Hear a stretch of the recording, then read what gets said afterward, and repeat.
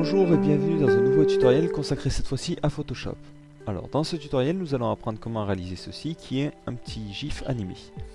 Donc pour réaliser cette animation il vous faut utiliser Photoshop CS3 Extended ou Photoshop CS4 parce que les anciennes versions n'intègrent pas l'outil animation. Donc si toutefois vous avez des anciennes versions, vous pouvez utiliser ImageReady qui se présente à peu près pareil et qui vous permettra aussi de faire des GIFs animés. Donc pour commencer, je vais créer un nouveau document en 20 par 20. Voilà. Je vais déverrouiller le calque d'arrière-plan et commencer à créer chacun de mes éléments sur différents calques. Donc je vais commencer par le corps. Alors, je pense à chaque fois à bien nommer mes calques parce que si je ne le fais pas, quand je vais passer à l'animation, je ne saurai plus à quoi correspond quel calque. Donc je prends l'outil crayon de 1 pixel et je vais faire un cercle. Donc, un cercle tant bien... Donc pour faire un cercle, je prends du système de pixels. Donc là je veux quelque chose d'assez petit qui pourrait par exemple servir pour des forums ou des choses comme ça. Donc je vais travailler vraiment en pixels. 3. Voilà, donc là j'ai le corps de mon petit émoticône. Je vais le remplir. Donc je vais prendre les couleurs que j'avais utilisées pour cette animation. Sympa. Voilà. Là pour le corps, je vais tracer un cercle de sélection sur un nouveau calque. Voilà, je maintiens Alt pour garder le centre et j'utilise l'outil dégradé. Voilà. Je vais utiliser un peu plus comme ça. Et je vais mettre ce calque en mode produit et fusionner les deux. Comme ça, j'aurai quelque chose qui ressemble bien à une petite boule. Donc ensuite, je vais y faire sur un nouveau calque les yeux. Donc, hop, en noir. Je fais juste 2 traits, ça suffira. Et on va faire un nouveau calque pour les yeux qui se ferment. Si par exemple, on veut quelque chose qui cligne des yeux. Hop, hop. Ensuite, je vais faire les mains. Donc, je vais commencer par la main gauche. Main gauche, donc celle qui se situe à ma gauche, pas sa main gauche. Donc voilà, hop, hop. J'ai un truc assez grossier, hein, on comprend, vu que ça va être très petit, on comprendra que c'est une main. Voilà, et je duplique ce calque, et ce sera la main droite. Voilà, on va les mettre les deux au même niveau.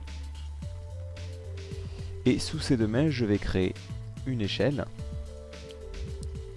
Échelle. Donc là, rien de très difficile. Parce qu'on va faire un smiley qui monte à une échelle.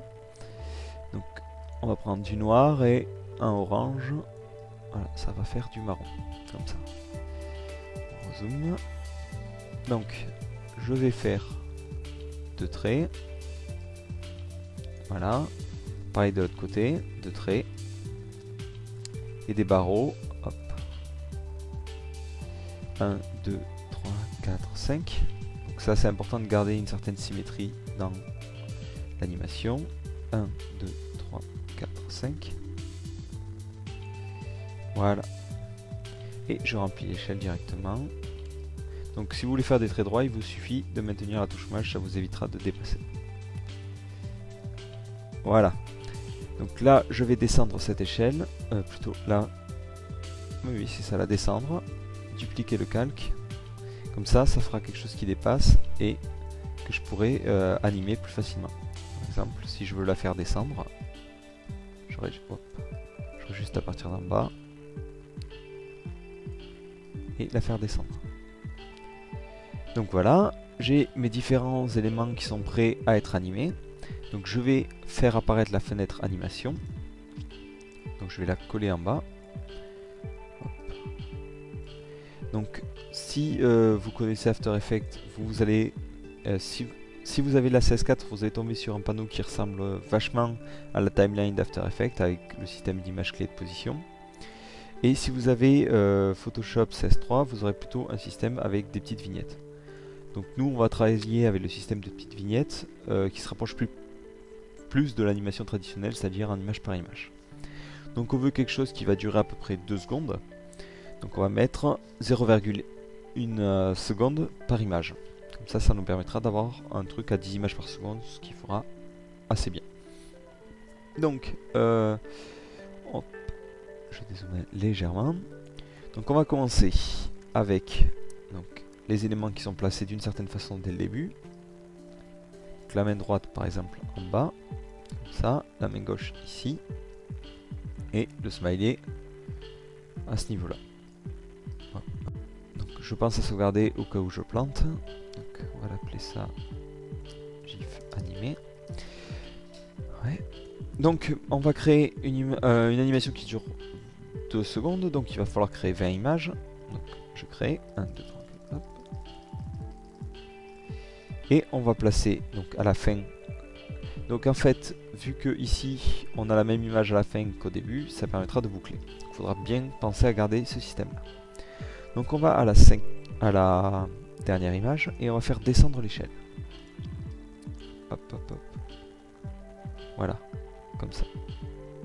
En pensant bien à ce qu'elle soit à la fin comme elle était au début. Je vais sélectionner tous mes calques, en fait toutes mes vignettes, et cliquer sur interpolation. Ceci va permettre en fait de créer automatiquement une interpolation entre les différents éléments. Donc ici, vu qu'il n'y a que l'échelle qui bouge, on verra l'échelle bouger. Donc voilà. Et ce que je vais faire, c'est maintenant faire bouger les mains. Donc au début, on est content, on va à la 5e image, donc le premier quart. On va faire descendre la main droite, la main gauche plutôt, pour qu'elle suive le barreau, et la main droite la faire monter en haut, comme ça. Je sélectionne tous mes calques, je clique sur interpolation, et je vois que j'ai bien les deux mains, donc celle de gauche qui suit le barreau et celle de droite qui continue de monter. Ensuite, à la 10e image, je vais donc avoir la main droite qui sera descendue tout en bas, enfin la main gauche tout en bas, ici, et la main droite qui, normalement, se trouvera sur ce barreau là-haut. Alors je vérifie par rapport à ma 5e image que ça coïncide bien. C'est ça. Alors juste une petite erreur. L'échelle descend. Donc la main gauche se situe bien là, mais la main droite elle se situe ici. Donc je sélectionne de la 5e à la 10e, je clique sur interpolation. Ici, je vois donc que ça fait bien le système. À partir de la 10e, c'est la main qui se trouve ici, la gauche, qui doit monter. Donc je vais à la 15e image. La main droite est toujours fixée à son barreau et la main gauche a augmenté d'un barreau. Je sélectionne tous mes calques, je clique sur interpolation. Et après, je prends la dernière et la première et je reclique sur interpolation. Donc ici, si je lance l'animation, je vois que ça fonctionne assez bien. Et ce que je vais maintenant faire, c'est par exemple rajouter un mouvement au niveau du corps. Donc je vais sélectionner tous les calques qui font le corps, c'est-à-dire les yeux et le corps. D'ailleurs au passage je vais le renommer corps. Voilà. À la 10e image, par exemple, le faire descendre un peu. Voilà. Sélectionner interpolation. Je sélectionne la 10e et la 15e interpolation. Voilà. Et par exemple, de la 10 à la 13, je vais cacher les yeux ouverts plutôt. Comme ça, bon, il cligne des yeux. Mais là, c'est pas très évident, mais dans d'autres animations, ça peut vous servir. Donc voilà. Donc, effectivement, j'ai pas pris en compte le fait que normalement les mains passent derrière le barreau, mais bon, j'avais pas envie de me prendre la tête. Donc là, pour enregistrer donc ma petite animation, je fais fichier, enregistrer pour le web. Donc ici, je prends un GIF plutôt. En bas, je veux que ça se répète. Voilà. Je peux voir en appuyant sur lecture ce que ça fait. C'est pas super fluide, mais bon, ça fonctionne quand même. Et j'enregistre sur le bureau, sur GIF animé.